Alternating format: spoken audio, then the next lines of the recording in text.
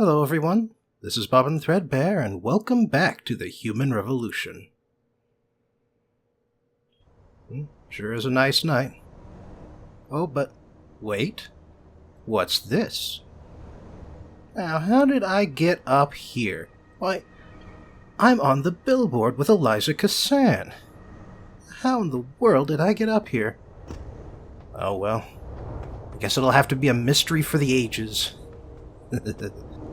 Anyway, you don't need to see me running all the way back up here, so we're just cutting straight over. And, before we continue any further, we're grabbing this pocket secretary I missed. Of course, it doesn't really matter because I pretty much opened all the storage lockers around here, so... I never let T-Boss be booking me with no cogs. I find them nasty. I think they're kind of cool. Yeah, to me, it's a welcome change to the dirty old men I usually get stuck with. All the ones hopped up on Z. Yeah, at least that no-pose drug the Augs take don't make them all uppity and shit. Cog lovers, huh? To each their own, I guess. You want to have some fun tonight, sexy? Because I haven't had a cutie like you in a long time. Right. Next time, sugar. Hey, sweetie, damn you cute. You gonna show us what's under that coat or what? Nah, I don't do no tricks with no Augs, yo. Talk to these two. They might be able to help you out. Well, sounds like it. And I don't need any more beers. Why would you book me a trick inside D-Row? What if some shit goes down? How am I even gonna get out of there? Don't worry, baby. I'll come to get you. You crazy? They ain't just gonna let you go through the front door. There's a way in on the fourth floor of the building next door. Or if you can get away, meet me in the sewers. What you say? I ain't crawling through no sewers on account of your bullshit. What's the deal, baby? Need something? I'd much rather get with you than go in D-Row.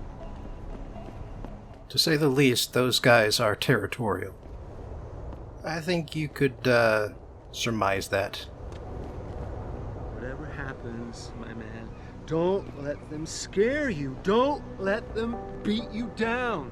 Once everyone's scared, they'll set up a global police force, my man. New world order. Just you watch. I Help ain't out a proud. fellow man down I'll on his take luck. charity, even from one of you. Come on, you must got plenty. How else can you afford that neuropathy? Hey, funny story. I don't need neuropazine. Right, anyway, if I keep going, I would end up at the, police headquarters. That's not where I want to go. You looking for something? Good luck finding it, whatever it is. Look at the equipment you've got. Woo! Why not give me a little demo? Come on, big boy. I know you can afford it. Hey, Jensen. Long time no see.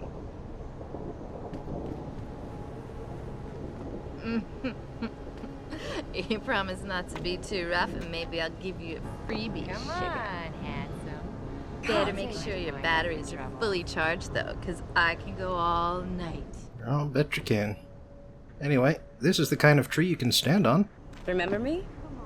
Alexander, from the old 17th? Jensen. My God, it's been a while. Remember me? We used to work the old 17th precinct back in the day. Man, I wish I could go with the good old you haven't changed at all bit, but that'd be complete and utter bullshit, right?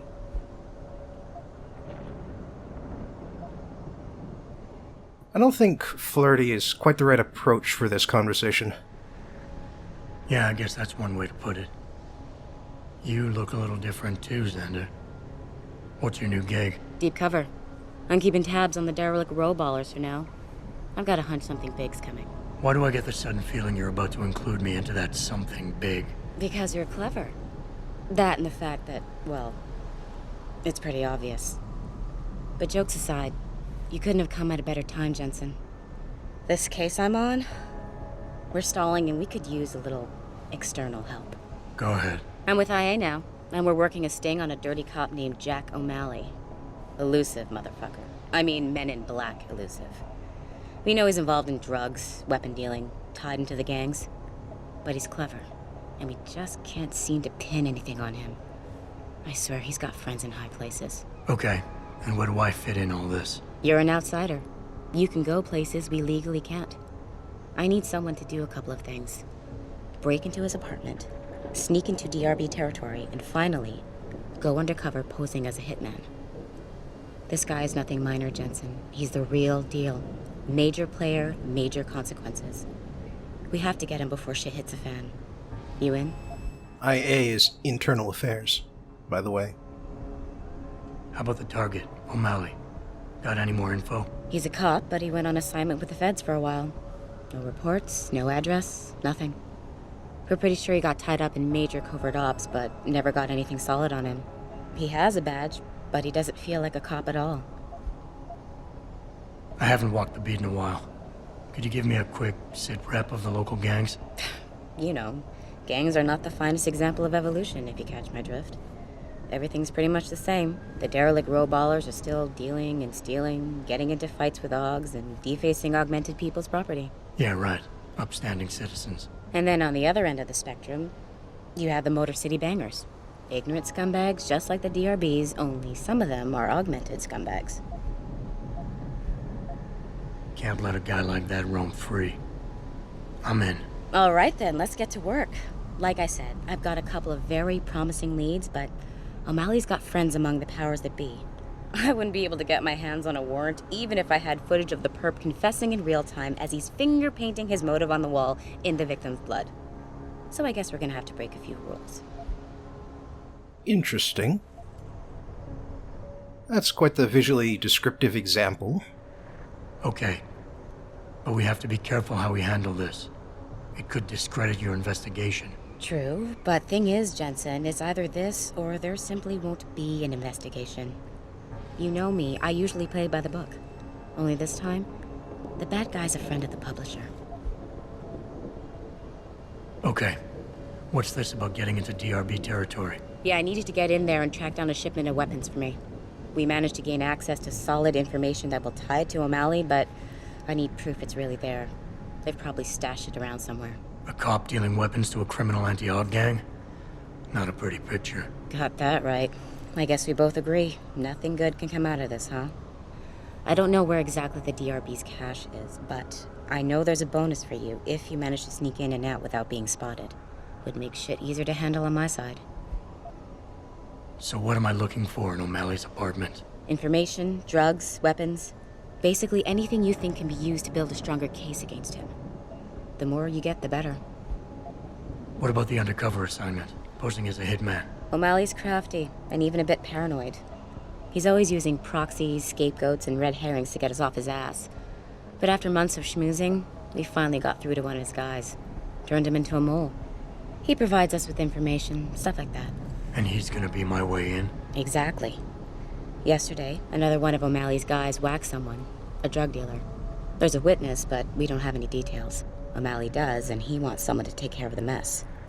The usual guy just got busted for possession, so the contact will send you in to pose as his replacement. O'Malley will be waiting for you in an alley next to the police station. And you want me to milk him to get the info on the witness? You haven't lost your touch, Jensen. We think O'Malley will ask you to retrieve the murder weapon, use it to kill the witness, and then plant it on a scapegoat he can arrest later. What you need to do is get that weapon and bring it to me. And what about the witness? We're almost positive he's a member of the MCBs. Once you know the location, you'll need to get there, take care of any opposition, and prep him for retrieval. Prep him? Well, you know, he's a gangbanger, Jensen. He's not going to turn in peacefully, but we need him alive. So I guess you're going to have to play this one macho and knock him out. One of our guys will then just happen to stumble upon him. You know, serendipity. Okay, let's do this. You can contact me on my info link if anything comes up. Excellent. Oh, and Jensen, one last thing. To protect my cover, it'd be better if you only contact me again once you've taken care of everything. So, this is our first major side quest. And part of that is to go into DRB... This DRB turf, asshole. Don't try it. Right, DRB turf, as I was saying. But, yeah, that guy's not going to be very cooperative. But we don't have to worry about him. We can, climb in through these pipes here. Just sort of sneak around the edges here.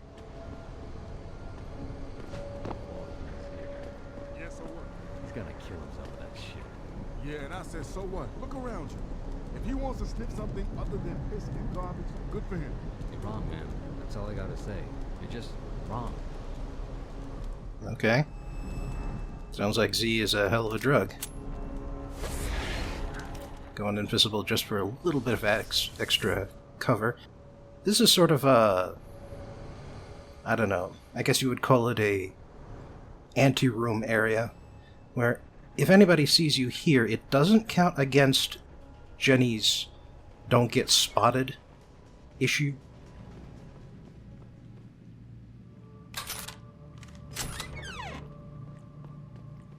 But, and they do also give you a warning before they do anything. But as of here, it's basically spot you, they go after you. Anyway, these are gangs, so I'm still using non-lethal methods. And I'm also demonstrating the shock gun pistol, because I won't be keeping it as a permanent equipment item. See? Didn't I tell you it was a stupid idea to let those Purity First assholes set up camp on our turf? Yeah, but it wasn't our decision, so too bad. Besides, they paid rent like everybody else, so what's the big deal? Come on. These fucks have been coming in here promising all sorts of glory and bullshit if we join them. And all they're doing is getting us killed. You're just jealous because they never took you. After the way they fucked up their op in Milwaukee Junction, they should have just blown up that building sky high with every fucking robo-hogger inside it. Sanders is all talk. Then why'd you bring them up?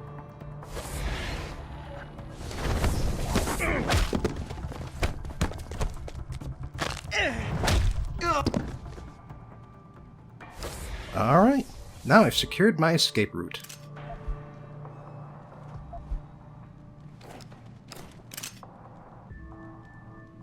There's actually several different ways into this particular driveway, I guess?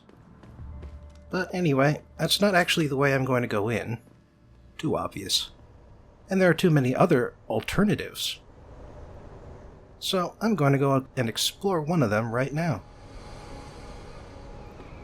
See this door over here?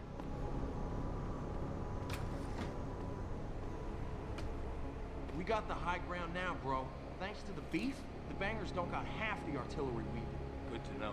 So tell me, you chosen a weapon and victim for the last stage of your initiation? Yeah. I'm gonna muck one of the hobos under the overpass with a longsword. Sniper action. Very nice. Jesus, guys. I think this may explain why people have been disappearing in this neighborhood recently. Because killing people is now an initiation for this gang? Jesus.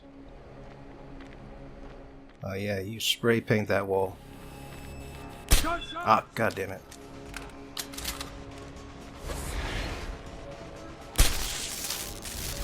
Luckily, invisibility comes really in handy. But for some reason, this guy didn't hear a damn thing. But yeah, the stun gun is basically a point-blank takedown that doesn't take up one of your batteries. And this is the obstacle that will get you in, and you might notice I kind of looked around in that junk just there. There's a reason for that. Just note that it was completely empty just now. We'll be getting back to that later. Behold the future, man. Those protesters just don't understand. Mankind in control of his own destiny. How can they not see the beauty in that? Pretty sure I talked to these guys before. Take a look. Drink it all in. It ain't pretty, is it? How about something for the karma? Ah, well. So this here is my third way in. Although this one actually does require some augs to use correctly.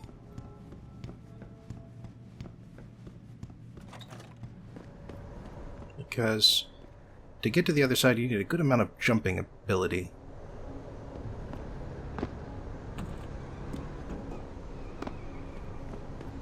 Although from up here, you also get a fairly good vista from which to shoot people. I figure, you know, might as well. I'll be coming back down there later. So let's take these guys out of contention.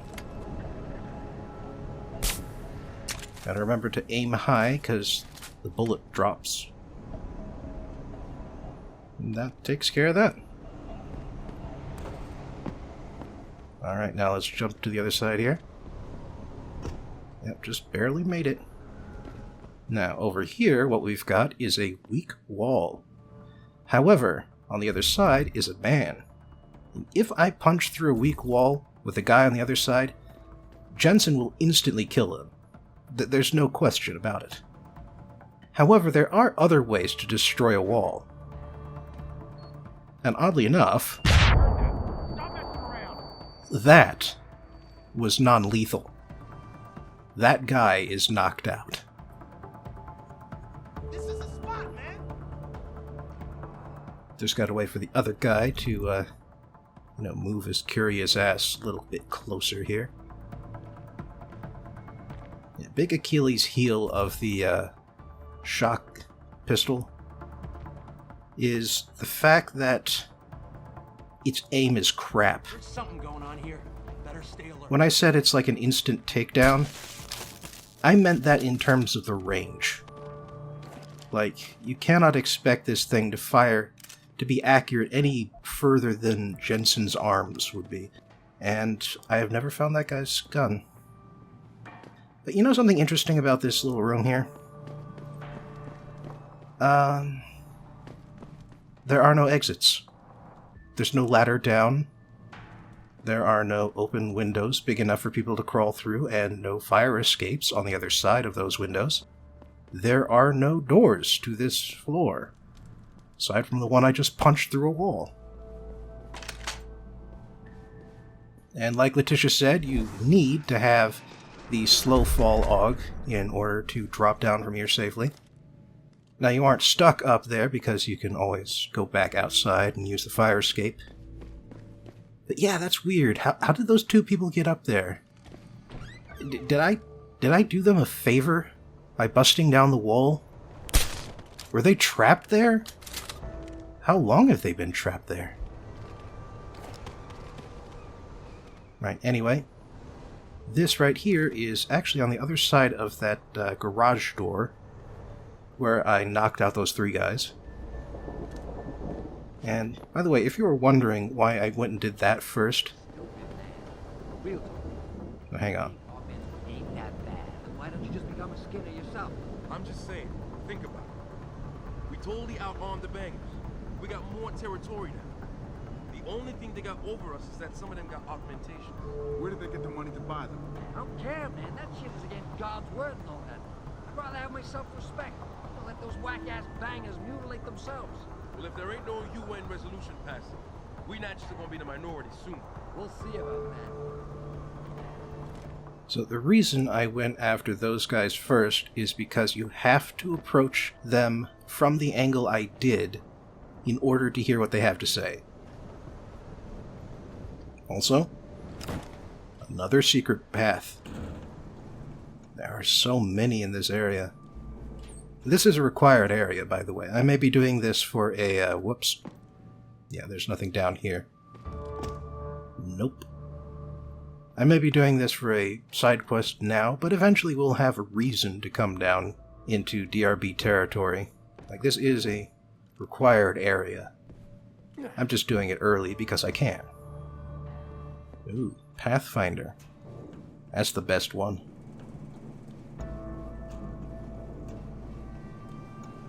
What I want to know is where the hell is DeSaw getting all this stuff? I don't know. Some Irish guy. That's it? Some stranger officer keeps supplying us with enough firepower to take out a small army, and all you know is he talks funny? There ain't no such thing as a free lunch, you know. What does this guy want in return? Who cares? All I know is that sneak-in job we've been waiting to do for ages, this mech is getting us the perfect weapon for it. So keep your mouth shut and don't blow it for us. I think they're talking about O'Malley, in which case only his name is Irish.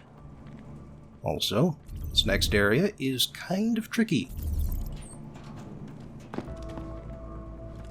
These guys have slightly unpredictable paths, and they kind of overlap, as you're seeing right here. I could probably run up and knock them both out, but no, they're going two different directions now. So let's just combine takedown effects and get this over and done with.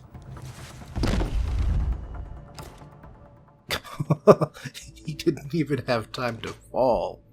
Oh, jeez. Interesting note about this code. It's for the door at the end of the hall. Now, that doesn't sound very interesting right now, but just wait until we get to that door and you'll see what I'm talking about. And until then, whoa. Hello there, Mr. Rocket Launcher. Oh boy. So in the grand tradition of Deus Ex rocket launchers, this thing takes up a lot of space. Yeah, 3 rows and even longer than the combat rifle. I am not going to be holding onto this thing. It's kind of interesting that you can upgrade it, but you do not get nearly enough rockets for it to be worth that much of your inventory space.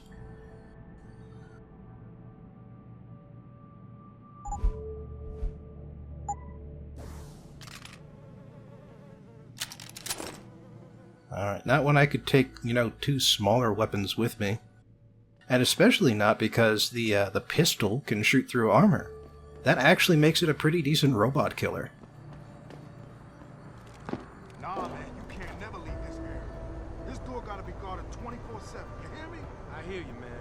That rocket launcher is sweet. Just my little surprise for the MCBs. And ain't nobody gonna jack it, you got me? I got you. I'm jacking off with a rocket launcher. Don't get smart. Just check inside once in a while, in case someone tries to get into the thing. You feel me? I feel you. Air vent, elevator shaft, and... Well, I know what air vent they're talking about. And the rocket launcher. Now, unfortunately, up here is nothing in particular. You are not allowed to jump up onto that little hutch at the end of the fire escape. But yes, this is the door at the end of the hall. Yeah, it just opens. There's a lock on this side, but yeah, when you open it from a side without a lock, it just unlocks. So picking up that pocket secretary was useless. You meet all types in this city. I'll bet you never have trouble finding a seat on the bus, do you? Hey, no offense, man. Just enjoying the sights.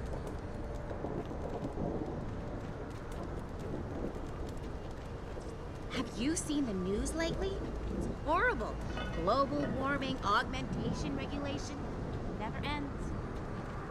If only people would open their eyes and see what's really going on. You gotta be careful in this area. Aha, pocket secretary. Because the DRB gang, or one of the patrolling gang members, can see into this area back here. And if he does spot you, then yeah, that counts against being seen for Jenny's quest.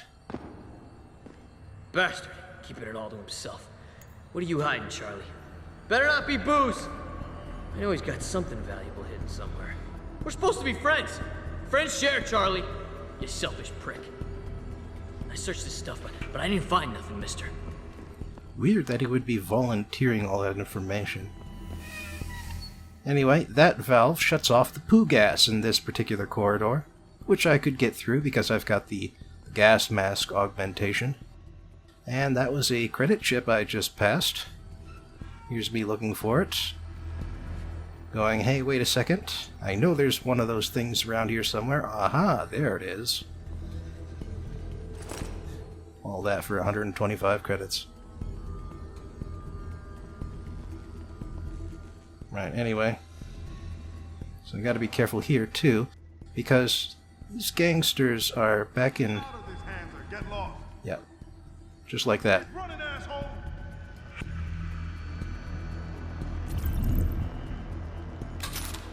Down here in the sewers, they go back to being territorial, and so you can afford to be spotted. Come on. Let's see if he's got the balls to come back here. Oh, hang on.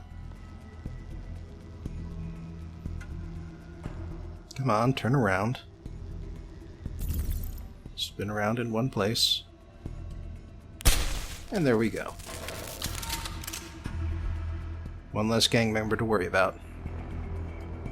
Of course, I Didn't actually need to do that. I could have just snuck in through here, past the patrolling guy, and then up the manhole I just came down from, because that's actually closer to progress than where I am right now. Look at you, all armed up. Can you fly with all that stuff? What the hell? Holy shit, what the... Where did... Human evolution took a wrong turn somewhere. I'll say, Jesus Christ. And the glass is gone! What the hell? She's magic! What's she complaining about Augs for? What the... Wow. Don't believe her. She's just a talking head telling us what we want to hear. The VP's son is a major stockholder in Picus. Step 8, control the press. I ain't no guinea pig. Ain't no way I was getting off just to keep my job. I ain't no guinea pig. Government's experimenting on people without... Jesus. Making super soldiers, man. Lazarus said so. Whatever happens, my man, don't let them scare you. Don't let them beat you down. Once everyone's scared, they'll set up a global police. Heard that guy before. Alright, so where does this manhole lead? A few people up here. Better safe than sorry.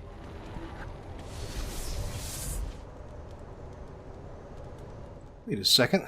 Those guys are back up. I can see their guns on the ground. Also, this is kind of an inconvenient spot because as soon as I reloaded after screwing up a bit, that guy spotted me immediately. And he's coming to investigate, as you do. As the AI does, anyway. Yeah, screw that guy. Don't come no closer, Slick. Back off. Oh, what, really? Come on. Are we doing this again? Are we really doing this again? Fine. Good thing I packed a lot of ammo. It's not like I have to conserve it either. I'm not keeping the weapon. You're kinda welcome in our turf, pal. Seriously. Run, you bastard! I got spotted a third time. What the hell was he even turned around for? Why does this keep happening?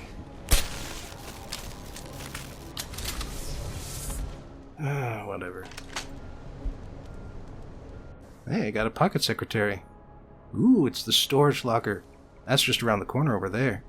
That's why I knocked those two guys out. Speaking of which, let's see if we can make this stick. Oh, I got a headshot. That knocks him out immediately. Don't come no closer, Slick. Back off. Oh, jeez, really? I don't remember there being 3 guys over here. Wait, maybe that's what happened. One of the guys who's normally in the center of the area happened to notice something happening, came over this way. Anyway, funny note that this sort of just revealed is that when somebody gets knocked out and woken back up, they pull out a pistol. You can see the machine pistol there on the ground. Hello there, miss. I suppose you could be a little spooked. But yeah, the machine pistol on the ground there. That one of the guys was holding that earlier. I knocked him out. He got woken back up, and he woke up back up with a pistol, because that's how that works. Ooh, 2 weapon cabinets.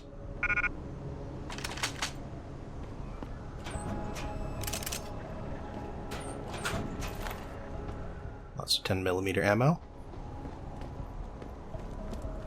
Which will maybe come in handy eventually. Not right away, but eventually. Anyway, that does it for this foyer area. Anteroom. Courtyard. That's the word I was going to use. Courtyard. Makes it sound like I'm infiltrating a castle instead of a sewer. Anyway, so over this way we've got the serious DRB presence.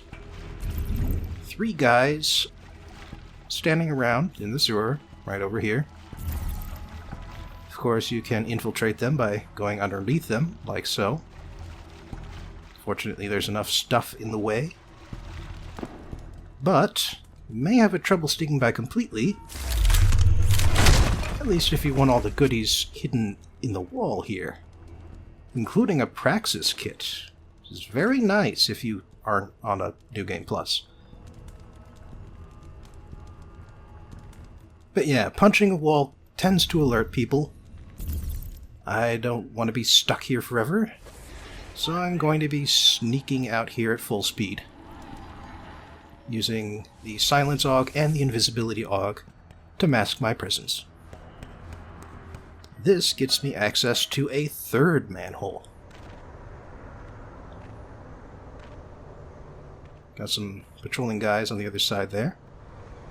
But he's not the one that's alarmed.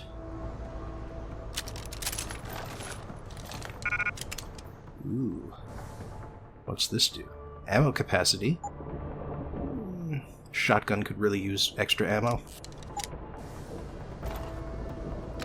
There's the weapon shipment that, oh.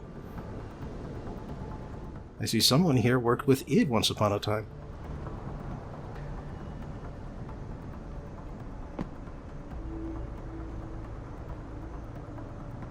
So, another weak wall, another guy standing behind it. Rather not, you know, murder him accidentally. And fortunately, there's this other wall here that, you know, keeps him from seeing me. Now, going up to the 2nd floor up here, there is actually nothing up here. Just a decent place to hide when you've got everybody's attention. Potentially. But yeah, I found the weapon shipment, but I'm not done exploring. Instead, I'm going to continue on in this direction.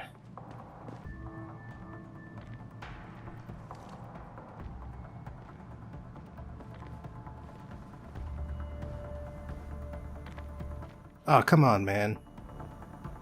Don't piss in the corner. Gonna have to walk by that smell. A couple of machine pistols here. Yo, man, I thought we had cable. How comes I ain't getting nothing but Piker's news? That's all we do get, ever since that Purity dude went up on the roof and hacked the antenna. Sanders' friend? You let him up near the helipad? He said he'd get us porn. And you believed him? Fucking idiot. I like the sort of indirect commentary on the fact that Piker's News is literally the only TV channel. Oh, what's that beeping? I know what that means. Means I gotta be careful.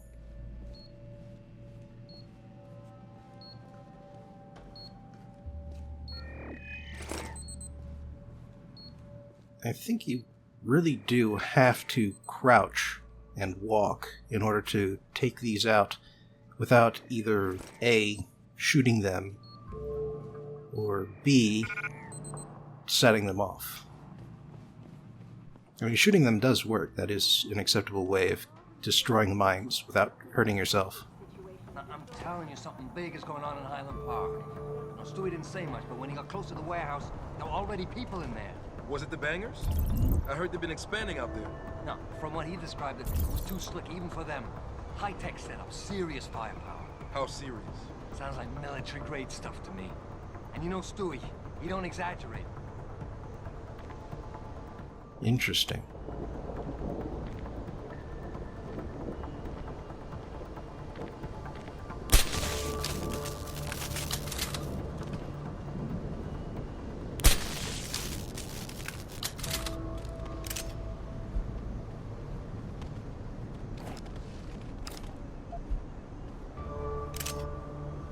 Alright, that takes care of that.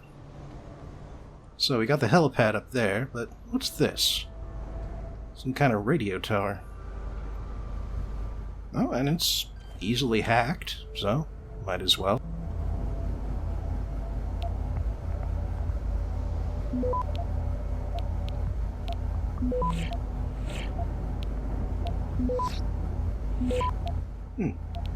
It's just not going off this time. Oh, there it goes. Access granted. 51 seconds. Jensen, what did you just do? I shut down some sort of signal antenna in Derelict Row. I figured it might be transmitting something dangerous. Well, isn't that interesting? Care to elaborate? Pritchard? Pritchard! Nice view from up here. Oh, you can see cars going across Highway 17. Did you see that? Some obvious take on Heineken up on the wall there. Not sure what the name means, but it probably means something. Lots of stuff you can jump on around here, but nothing to actually pick up, unfortunately. Anyway, you don't have to worry about people down outside too much in the yard, because unless they're alerted, nobody looks up. Although you do have to pay attention to that caveat, because once they're in alert mode, they do start checking up and down. It's actually kind of interesting to see happen. As it is, their peripheral vision, when they aren't alerted, is kind of crap, as I just demonstrated there. So we're going to keep going clockwise around the perimeter here, because there is one more area I have yet to fully explore. It's behind this door here.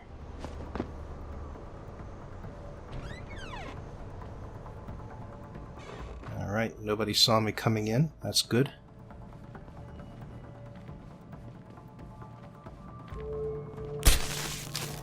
Nobody saw me taking this guy out, which is even better. There's like 3 guys around here? Yeah, the fewer you have to deal with at once, the better. I don't think this guy had a conversation either, so, you know, that's a plus.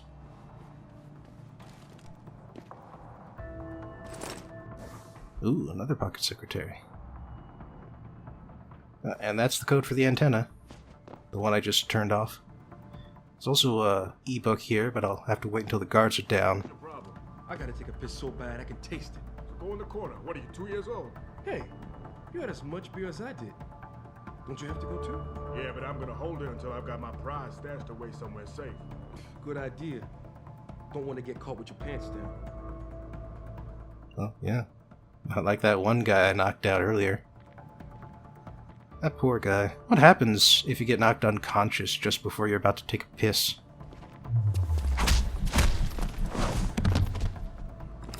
I mean, I suppose the answer to that is probably pretty obvious, but I'm still a little curious. And where's your prize, dude? You didn't have a prize. Anyway, this is another area where you gotta be very careful, because the patrolling guys out in the yard can see into this building too. And that's not something that you can hide behind, so... Oh, wait. Yeah, like you can see 3 of them there, standing around the fire.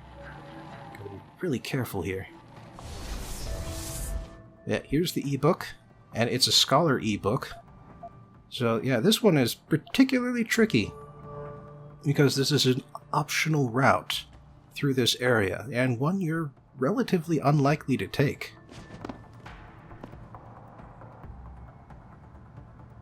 Anyway, there are actually 2 ways back to the front area from here. There's a door, and then there's this wall here. Now once again, I could punch my way through the wall, but I can see on the radar there's someone kind of looking at it from the other side. But then I said screw it, broke the wall anyway, and decided to hide around the corner like this. Yep, there's the guy. Oh, he's actually pretty far away from the door.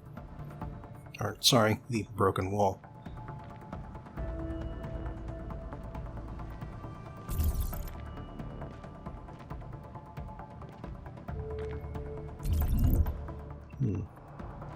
Wonder if you can see any of the bodies from here. I don't like this at all. I guess you didn't. And there we go. One less DRB to worry about. So, like I said, that was one way to get up here. The other way is just to take this door. And, walk up here. Actually, pretty easy to get to. And, like I said before, this is my escape route, which I secured earlier. And since I also knocked out everybody in the courtyard, I can just run straight on out. Just go away! Oh, right, you.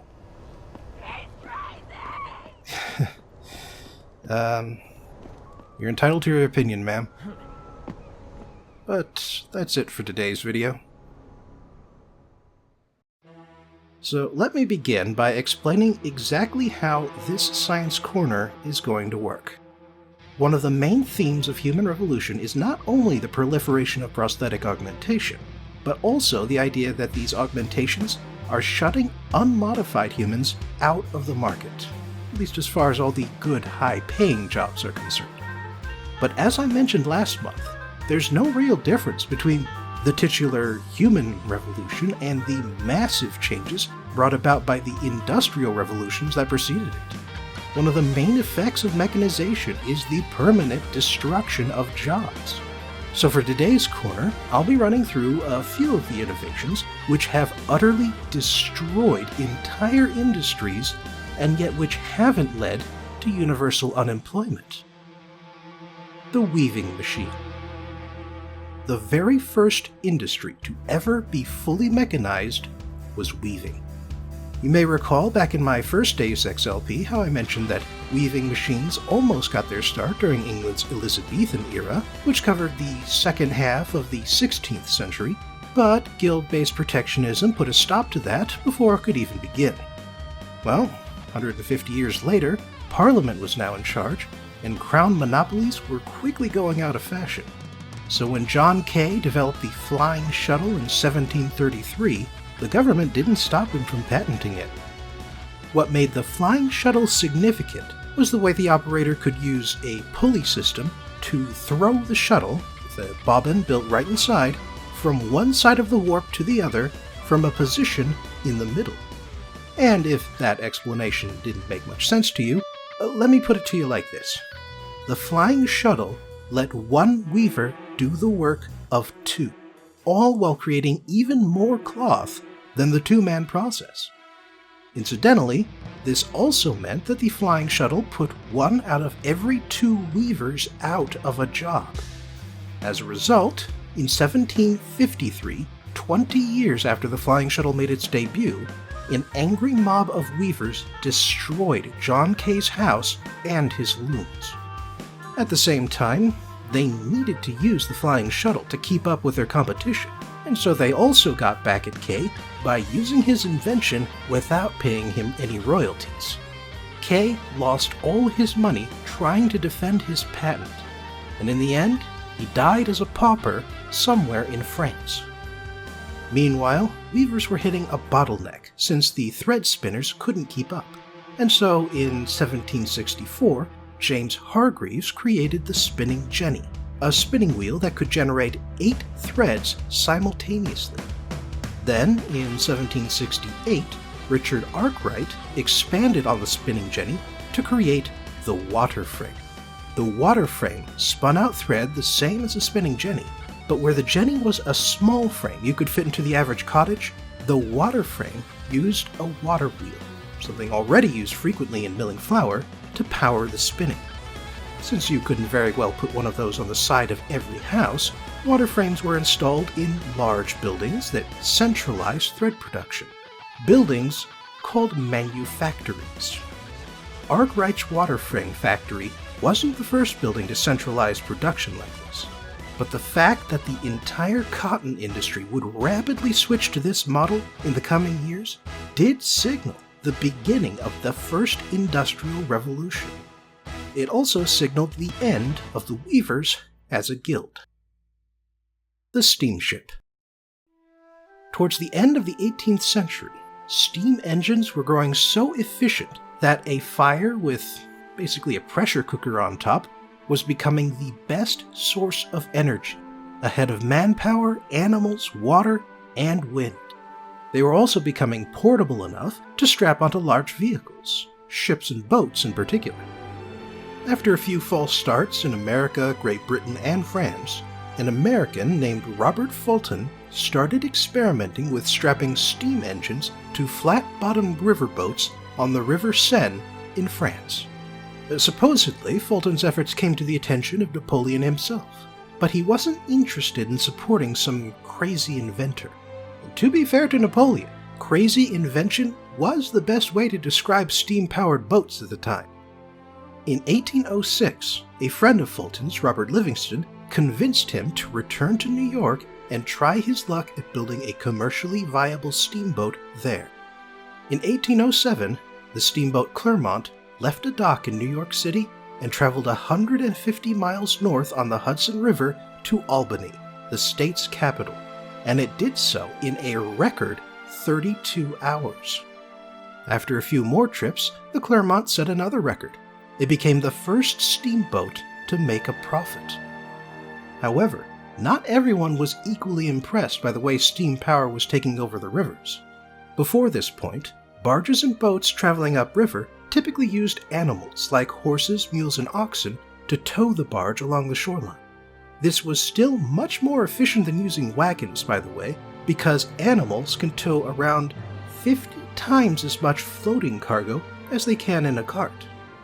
And all of those jobs that went into training and caring for the animals, driving them along the shore, and keeping the barge from running aground, by the middle of the 19th century, they were gone. Meanwhile, ocean-going steamships weren't that far behind. A man named Richard Wright built the first steam-powered vessel to cross the Atlantic Ocean in 1813. And by the middle of the 19th century, they were making regular trips across the world. So what were all the sailors to do? All of the rope and canvas and mast manufacturers? In their case, they didn't go down without a fight. Instead, they perfected their craft and created the clipper ship. Shipping, as in literal ships here, has always been an industry where speed is both incredibly valuable and hard to come by. America supported a revolution in Panama specifically to create the Panama Canal, a shortcut around South America. And both France and the UK were heavily involved in the construction and defense of the Suez Canal in Egypt. Since speed was so important, that's what the clipper ships offered. Clippers came with 3 masts and square sails stacked 5 high, and since that obviously wasn't enough, they also packed the space in between with even more triangular sails, which helped with maneuverability. Meanwhile, clipper ship hulls were designed according to all the latest in hydrodynamic theory. Soon after their introduction, clippers were setting new records for transatlantic and transamerican voyages, and they gave their owners an edge when it came to perishable and time-sensitive cargo, like Chinese tea and Californian gold. Unfortunately, their golden era would only last from the 1840s to the 1860s. In 1869, the Suez Canal opened, and its design greatly favored steam over sail. But even beyond that, steamships were becoming faster, and they didn't have to worry about things like the weather. Clippers did still have a place in long-distance shipping thanks to the large piles of coal needed to fuel a steam engine for weeks at a time, but even that niche disappeared when diesel engines took over. The internal combustion engine. Oh boy, the internal combustion engine. If you thought steam power destroyed a lot of jobs, that was just an appetizer compared to what came next. See, as useful as steam energy was, it kind of had a problem with scaling. You could generate a lot of power out of a big boiler mounted onto a boat or a locomotive, but even a small steam engine from the late 19th century was big enough that it dominated whatever wagon or cart you put it on. In 1860, the Belgian Jean-Joseph Etienne Lenoir basically converted a cylinder-based steam engine into one that used controlled gasoline explosions instead. Over the next 15 years, the German inventor Nicholas Otto improved on the design, eventually developing the 4-stroke engine, which works largely the same today as it did 140 years ago. After that, in 1885, Carl Benz developed the first practical automobile. For the first few decades, automobiles were mostly toys for the upper class, horseless carriages in a very literal sense. But then Henry Ford wouldn't change the world in 1913, the year he introduced assembly lines to his Model T manufacturing plant. The Model T was already a relatively cheap vehicle, but this new development let him fill hundreds of thousands of orders every year and still keep costs low enough for a large percentage of Americans to afford them. By 1918, 5 years later, half of all cars in America were Model Ts. The spread of Ford cars had an obvious impact on America's horse industry, which lost, 90% of its demand. That's probably a conservative estimate. Cars were not good for Kentucky's horse country, and although there are still ranches in the state today, the demand for racehorses and the occasional dude ranch is nothing compared to the days when horses were a regular sight in every one of America's cities. And the job destruction doesn't stop there. In the early 1890s, Rudolf Diesel developed his own variation on the internal combustion engine, one which was self-igniting instead of using spark plugs like a gasoline engine. Gasoline engines have the advantage of providing a much better power-to-weight ratio than steam engines, but they have a hard time scaling up. Diesel engines don't have that problem, and within 20 years of its invention, people were building diesel ships to replace steam power. Trains, trucks, and other heavy vehicles followed soon after. Thus, thanks to the diesel engine and to the spread of natural gas heaters, people stopped needing coal. For some reason, coal has re-entered the national discussion in recent years, but make no mistake, coal mining is now a husk of where it was 100 years ago. There are a few coal-fired power plants here and there, keeping the industry from dying completely, but here's an example. The city of Scranton is essentially the capital of Pennsylvania's coal country, and in 1930, its population hit 143,000. Today, its population is a little over half that, 77,000. That's a lot of lost jobs and income. Oh, and we're still not done. Farming is another industry hit hard by the internal combustion engine.